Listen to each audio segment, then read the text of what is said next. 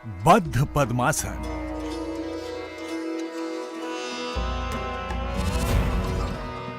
राज कपूत आसन,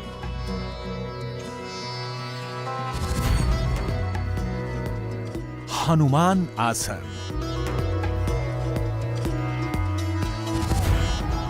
महाकुंभ में आध्यात्म के ज्ञान के साथ योग साधना का भी मिश्रण है।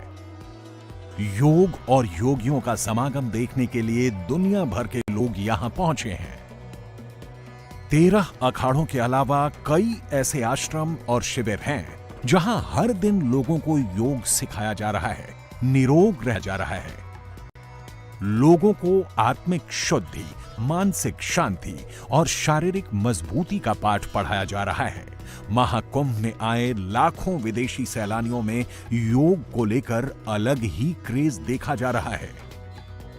ये भारत की पहली विदेशी महिला महामंडलेश्वर और योग माता कीको एकावा का आश्रम है, जहां हर रोज लोगों को योग साधना सिखाई जाती है। ओम नमः शिवाय।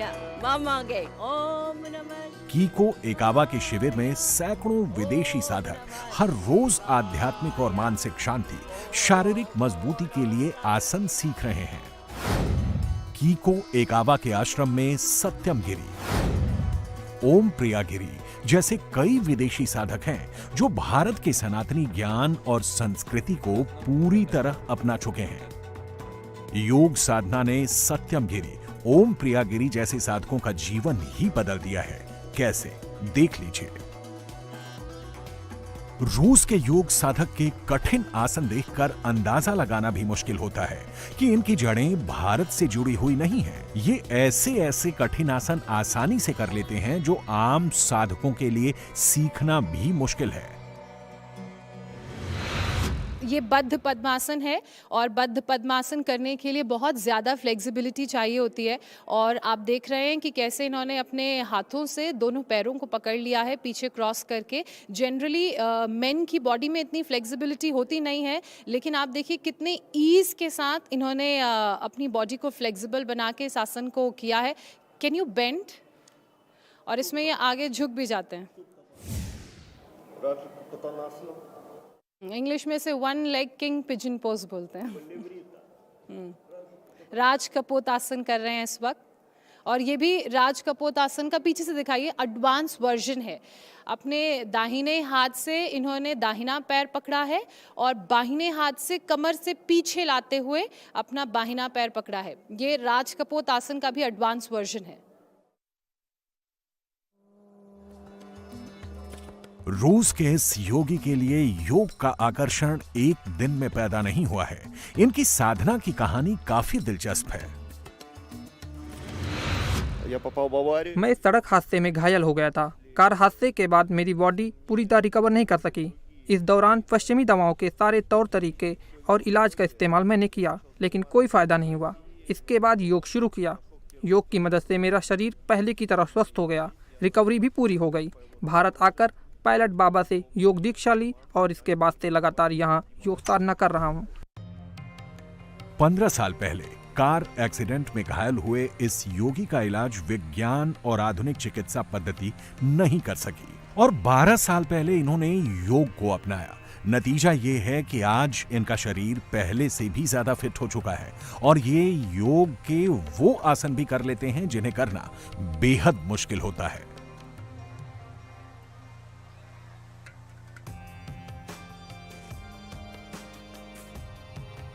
रूस के इन साधक का नाम सत्यम गिरी है, जो पिछले 15 साल से योग साधना में जुटे हैं।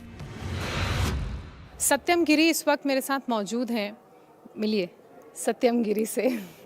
ये इनका दीक्षा का नाम है। भारत में आकर इन्होंने अपने गुरुजी से दीक्षा ली और उन्होंने इन्हें भारतीय नाम दिया सत्यम गिरी। सत्यम, आपको सत्यम का मतलब मालूम है?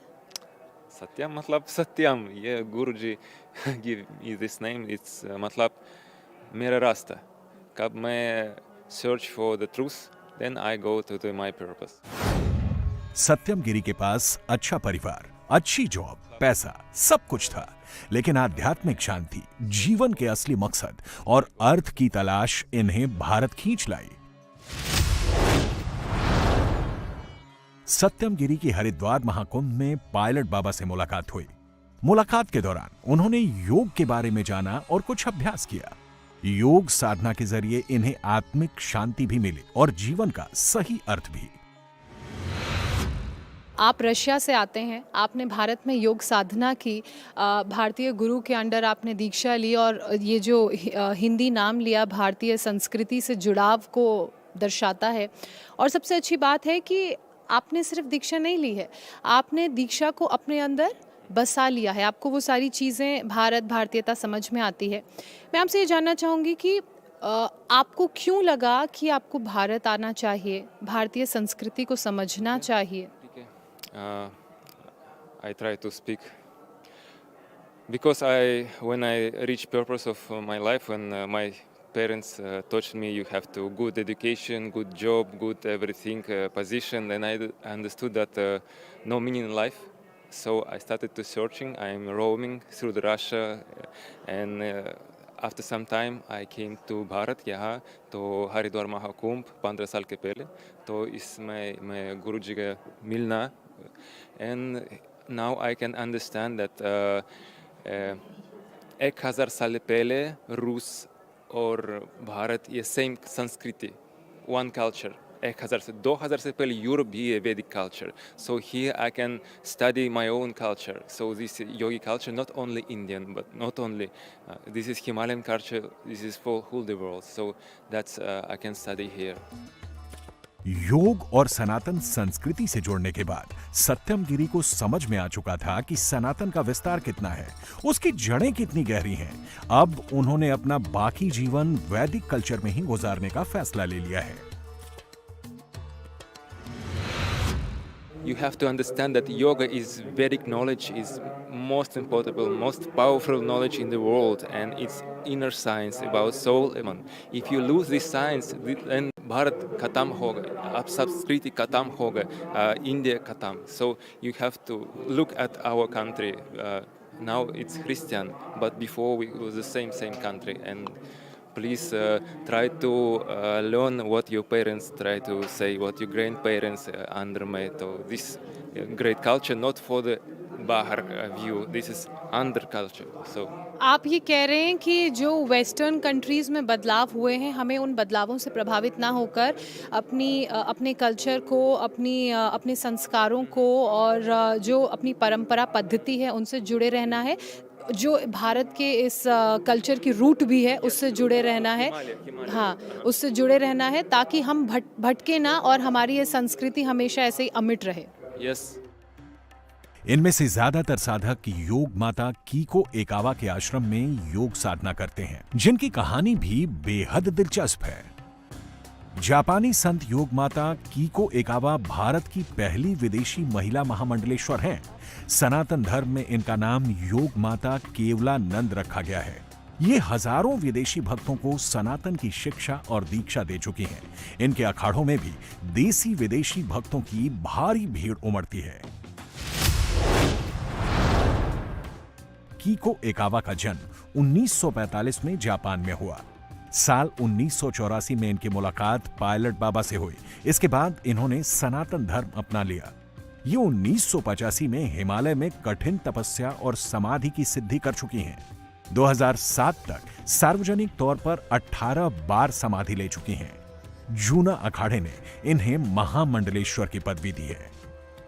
कीको एकावा की उम्र 80 साल से ज्यादा है, लेकिन योग साधना के चलते इनकी उम्र का अंदाजा लगाना बेहद मुश्किल है। Yog Mata, I would like to understand how yoga has played a vital role in expanding the Indian culture and the heritage and the Sanskriti to Western countries.